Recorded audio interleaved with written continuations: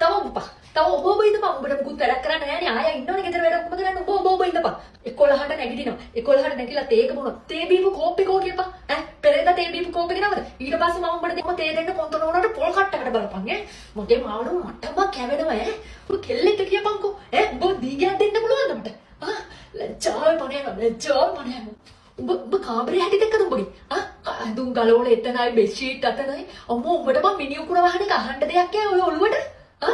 බලපන් කාමරේ හැටි. ආය ඉන්නවනේ අස් කරා. උඹට දෙන්න පුළුවන් මේ කොස්ස කැඩෙනකම් බම් මේ අහල පාල මිනිස්සු මට හිනාවේ. කරුසට කෙල්ලෙක් ඉඳලා තාම මම වැඩ කරනවා බම් මේ ගෙදර. මේ කරුම ඉවර වෙන කරුම නෙමෙයි. වෙන්න ඕනේ. අපිට වෙන්න ඕනේ. මේක මතක තියාගනින්. උඹ මම එන්නකොට ගේ අස් කරලා තිබ්බේ නැත්තම් ඔබ ඊයේ ඉඳන් පට්ට ගහන්නේ බලපන් ඈ. හරිද? දේ 11ට නැගිට්ට පාර කනවා බොනවා නිදා ගන්නවා ටීවී සීරියස් කේ ඩාමද පී ඩාමද මොනවද ඔච්චරනේ බං. ඕවා බැලුවා කියලා මොකද්ද වෙන්නේ? උදව්වක් පදව්වක් කරන්න පුළුවන්ද? ඵලයන්. දැන් උඹට මම කෑ ගහනවා විතරයිනේ. ඊට පස්සේ බැඳලා ගිය දවසට නැන්දම්මගේ කුණු කතා අහගෙන මිනිහාගෙන් ගුටි ගන්න උන දවසට මේ පැත්තේ හතරම හයිමේ එන්න බං ගගා එලවන්නේ ගගා. මං ආයෙත් දින තන තිබ්බොත් තෝ ඉවරයි.